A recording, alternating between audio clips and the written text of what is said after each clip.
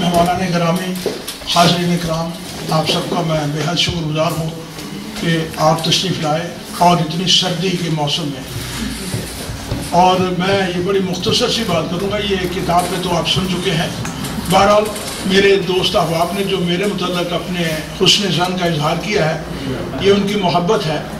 मैं ये समझता हूँ कि जो मैं काम कर रहा हूँ वो एक ख़ास मकसद रज़ा इलाही के लिए। अगर कोई आदमी मेरी तारीफ़ करता है तो वो मैं समझता हूँ कि उसका अपना हुस्न ज़न है, उनकी मोहब्बत है, आपने सच्ची बात है।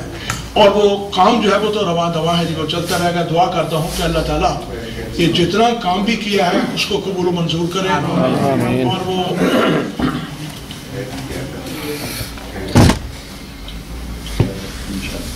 और वो मेरी निजात का ज़रिया हो। इस किताब के बारे में जितने दोस्त हैं उनका शुक्रगुजार हूँ कि आपने अपने जज्बात का इजहार किया। बहुत बहुत शुक्रिया आपका। इस किताब का पस मंज़र मुख्तसर सा ये है कि इस किताब से पहले चंद साल पहले मैंने अपने जो मेरे बड़े अजीज़ दोस्त हैं नवाबत के मालिक और उसके चीफ एडिटर मजीद निज़ामी साहब, उनको मैंने फ़ोन किया तो मैंने कहा कि यार बड़ी अजीब बात है कि अभी से हम लोग मौजूद हैं और अभी से लोग कायद आज़म अलैहिर्रहमत के बारे में गलत फहमियाँ फैला रहे हैं, तो इसका किसी न किसी तरह इंसदाद होना चाहिए। और उसको मैंने कहा कि मैं इस सिलसिले में कुछ काम कर रहा हूँ। तो उन्होंने कहा कि जब आप पाकिस्तान आएंगे तो मुझे सबसे पहले मिलिएगा। मैंने कहा ठीक है। और जब मैं मुसवदा लेकर गया, पौन घंटा हम दोनों बैठे रहे। हालांकि इतना मसरूफ़ आदमी है, पूरी एम्पायर है उसकी, तो वो बिल्कुल ममनू था कि कोई आदमी ना अंदर आए ना को फ़ोन ले। पौना घंटा वो उसको पढ़ते रहे। मैं देख रहा था वो चेहरे के तासुरात, उस पर खुशी का इजहार। तो जब वो देख चुके तो कहने लगे कि ये बका साहब हम इसको शाया करेंगे। ये नज़रिया पाकिस्तान ट्रस्ट जो है ये पाकिस्तान के लिए बड़ा काम कर रहा है। ये लाहौर में वो जो माल रोड है उसके बिल्कुल साथ वहाँ पल कॉन्टिनेंटल मशहूर होटल है, उसके साथ ही ये नज़रिया पाकिस्तान ट्रस्ट की ये बिल्डिंग है। बहुत बड़ी बिल्डिंग है और बड़ा वो काम कर रहे हैं। ये वो लोग हैं जो कि बिल्कुल कमिटेड लोग हैं पाकिस्तान के लिए। इनमें वो साबिक चीफ जस्टिस नसीब हसन शाह साहब भी हैं, निज़ामी साहब हैं, उसके बाद साबिक वाइस चांसलर हैं शेख रफ़ीक साहब हैं और बाकी हजरात उसमें शामिल हैं। तो खैर वो कहने लगे कि हम इसको शाया करेंगे। मैंने कहा ठीक है। और मैंने वो मुसवदा उनको दिया और एक पेंस भी उनसे वसूल नहीं किया।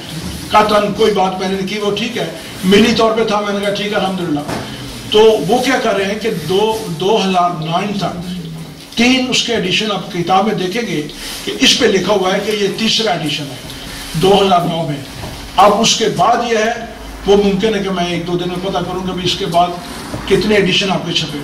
वो क्या करते हैं कि वो मुख्तलिफ स्कूलों से तलबा और तालिबात को बुलाते हैं और बुलाकर बहुत बड़ा हॉल है ऊपर उनके नीचे वो तमाम दफातर उनके, और उसमें क्या करते हैं कि उनको बुलाते हैं और नज़रिया पाकिस्तान के बारे में आगाह करते हैं, सवालात भी करते हैं और उनके इम्तिहानात भी लेते हैं और उसके बाद उनको इनामात भी देते हैं। तो मैं पिछली दफ़ा जब पाकिस्तान गया तो वहाँ मैं दफ्तर में बैठा था। वो कहने लगे कि निज़ामी साहब भी आ रहे हैं। तो मैंने कहा अच्छा ठीक है चले, मैं बैठा हूँ। वो आए तो उसके बाद वो ऊपर चले गए। कहने लगे अभी मेरे साथ, मेरा नाम लिया कभी ये मेरे साथ होंगे, हम चाय वगैरह पी तो ऊपर गए। कहेंगे आप ऊपर चले गए। मैंने ऊपर क्या, चूँकि बड़ा हॉल ऊपर ही वो करते हैं तकरीर वगैरह। तो वहाँ वो वर्कशॉप थी। उन्होंने वो सरगोदे से मेल टीचर्स और ये अपना लालपुर से ये फीमेल टीचर जो थी बिल्कुल हाल भरा हुआ था उनसे, और वो उनकी सदारत थी निज़ामी साहब की। मुझे वहाँ जाकर मालूम हुआ तो मुझे उन्होंने मेहमान ख़ुसूसी बना लिया। मैंने कहा नहीं मैं यहीं ठीक हूँ। कहेंगे नहीं आप मेरे साथ बैठेंगे। और रफ़ीक अहमद साहब थे जो साबिक वाइस चांसलर है पंजाब यूनिवर्सिटी के, वो उसको कंडक्ट कर रहे थे। और सरफराज मिर्ज़ा साहब है, उन्होंने बड़ा तहकीकी काम किया है। पंजाब यूनिवर्सिटी की तरफ से एक रिसर्च डिपार्टमेंट है, उसके तहत वो काफ़ी काम हुआ है। तो सरफराज मिर्ज़ा साहब ने काफ़ी किताबें लिखी हैं। वो उस वक्त स्लाइड जो थी उस पर उनको टीचरों को और सब असातिज़ा को बता रहे थे कि पाकिस्तान का पस मंज़र क्या है, ये देखिए मुहाजिरीन का काफ़िला आ रहा है, ये तमाम चीज़ें जो थी। तो जब वो चीज़ें ख़त्म हुई तो मैंने सोचा कि भाई ये चूँकि स्टेज पर बैठाया है अब मुझे कुछ ना कुछ कहना पड़ेगा। तो खैर उन्होंने तारुफ कराया। फिर वो मैंने तकरीबन 15-20 मिनट मैंने वो एक्सटेम्पोर तकरीर वालों की इस हवाले से वो। तो ये वो क्या करते हैं कि वो ये अपनी जो किताब है ये उनको वो मुफ्त दे रहे हैं हर एक टीचर को भी और तालिब इल्म को भी। اور ہر بار جو انہوں نے شائع کی کتاب 1000 ہے. تو اس اندازہ لگا لیں کہ تیسرا ایڈیشن جو 2009 تک تھا وہ کتنے اسٹوڈنٹس اور طلباء اور طالبات تک پہنچا ہے. اور یہ بڑی اشد ضرورت تھی کہ یہ جو نئی نسل ہے وہ قائد اعظم کے جو خیالات ہیں افکار ہیں ان سے بخوبی آگاہ ہو سکے. میرا جو بیسک آئیڈیا تھا وہ یہ تھا کہ یہ جو قائد اعظم کے بارے میں کہا جاتا ہے کہ وہ سیکولر اسٹیٹ بنانا چاہتے تھے کہ جس کا اسلام کے ساتھ کوئی تعلق نہیں تھا، یہ بالکل غلط ہے. کوئی قریشی صاحب نے جو جس تقریر کا حوالہ دیا اس میں وہ لفظ لکھے ان کے کہ not in the religious sense, یعنی مذہبی طور پر اسلامی جو مملکت ہوگی اس میں جتنے جو لوگ شہری رہتے ہیں مسلمان اور غیر مسلم جو ہیں جو دوسرے ہیں دوسرے مذاہب کے جن کو ہم ذمہ کہتے ہیں کہ جن کی حفاظت کا ذمہ اسلامک مملکت نے لیا ہے اس لیے وہ ذمہ کہلاتے ہیں. عام طور پر آپ نے سنا ہوگا کتابوں میں، لیکن کبھی غور نہیں کیا ہوگا کہ اس کو ذمہ کیوں کہتے ہیں. تو مراد یہ ہے کہ وہ لوگ جو غیر مسلم ہیں اسلامی مملکت میں رہ رہے ہیں ان کی جان مال عزت آبرو کی حفاظت جو ہے وہ اسلامی اسٹیٹ کی ذمہ داری ہے. تو وہ یہ تھا کہ اگر وہ شہری جو ہے وہ اسلامی اسٹیٹ کے خلاف نہیں ہے، باغی نہیں ہے اور وہ صحیح ہے اپنا قانون پہ عمل کرتے ہیں تو ان کو پورے حقوق حاصل ہیں.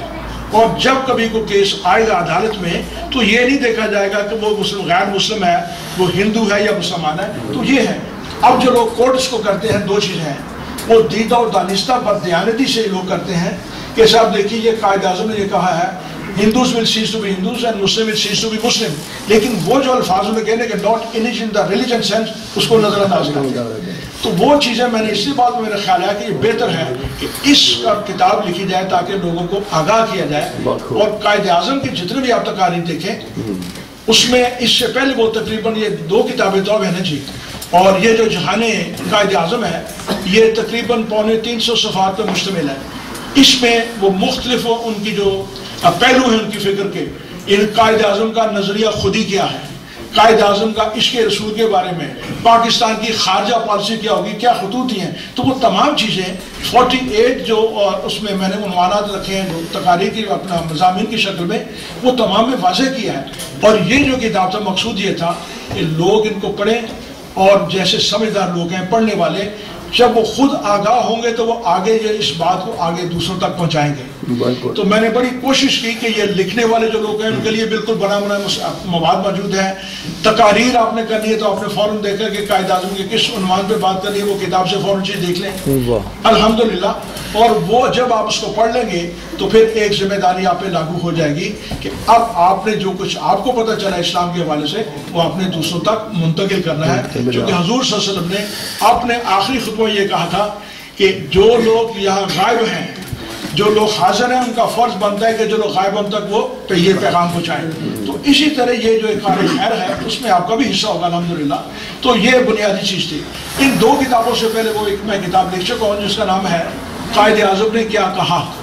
تو وہ مختلف عنوانات کے تحت قائد اعظم نے اسلام کے بارے میں کیا کہا وہ چیزیں بیان کر دی، قائد اعظم نے مسلم لیگ کے بارے میں کیا کہا، قائد اعظم نے وہ کانگریس کے بارے میں کیا، وہ تمام عنوانات جو ہے وہ بڑی آسانی ہو گئی ہے دیکھنے کی. تو یہ قائد اعظم پر فی الحال جو ہے وہ 3 کتابیں جو ہیں جی وہ الحمدللہ وہ شائع ہو چکی ہیں. اور اب باقی جو اپنے ذاتی چیزیں ہوں گی انشاءاللہ وہ بعد میں سلسلہ چلتا رہے گا. لیکن یہ بڑی ضروری ہے چونکہ یہ جس کا علم کا تعلق ہے وہ دماغ کے ساتھ ہے، وہ اس کا تعلق جو ہے وہ کسی اور چیز کے ساتھ نہیں ہے. قائد اعظم بڑے مخلص آدمی تھے اور کوئی آدمی ثابت نہیں کر سکا بلکہ دشمن بھی ان پر وہ حرف گیری نہیں کر سکے کہ وہ بددیانت ہے. وہ کہتے ہیں کہ یہ شخص جو ہے اس کو خریدا نہیں جا سکتا. کاش کے ہمارے اس کے بعد جو آنے والے تھے اگر وہ لوگ بھی ان کی فکر کو لے کر اس پہ عمل کرتے تو آج پاکستان کی یہ حالت نہ ہوتی.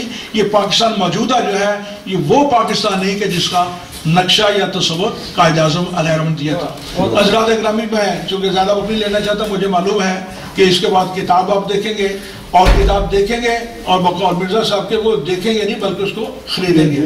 تو پہلی کتاب جو ہے یہ جو اسلامی افکار ہے یہ 2.25 صفحات کی ہے، 5 پاؤنڈ اس کا ہدیہ رکھا ہے جی. وہ یہ کتابیں میں نے خریدی ہیں وہاں سے، اس لیے میں نے خریدی. میں نے کہا نہیں چونکہ آپ وہاں سب کو فری دے رہے ہیں، مفت دے رہے ہیں، تو اس لیے میں نے یہ جو کتابیں یہاں منگوائی ہیں تو میں ان کو خریدوں گا. تو میں نے پیسے وہاں کو پے کیے، کتابیں دی میں نے. حالانکہ میں خود مصنف ہوں میرا حق ہے، لیکن میں نے کہا کہ نہیں، بہتر ہے کہ وہ چیزیں یہاں جو آپ حضرات ہیں ان تک بھی وہ بات پہنچے. یہ جو غلط فہمیاں پھیلا رہے ہیں لوگ بدخواہ پاکستان کے یا قائد اعظم کے، وہ تمام غلط فہمیاں دور ہو جائیں. تو وہ دوسری کتاب جو ہے وہ 350 صفحات ہے، اس کی قیمت 7 پاؤنڈ ہے، لیکن 2 کتابیں جو خریدے گا وہ 10 پاؤنڈ ہو گئے جی.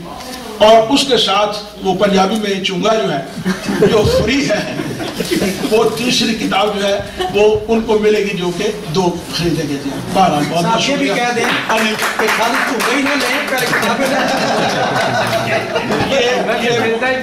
یہ وہی بات ہے کہ ایک صاحب سے وہ کہیں گے صاحب کہ یہاں روٹی جو ہے وہ دال، آپ دال کی قیمت دیں، روٹی مفت.